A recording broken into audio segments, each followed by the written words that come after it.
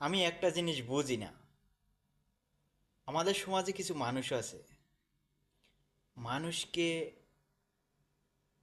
ঠগাইতে কি অপমান করতে দ্বিধাবোধ করে না।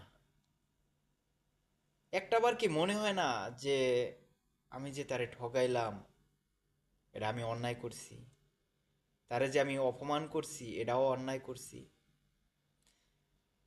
দিন শেষে যখন বাসায় ফেরে,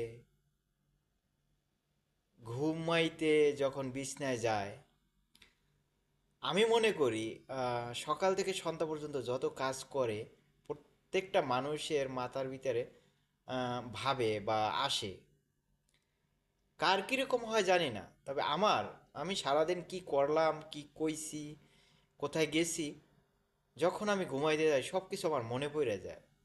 তখন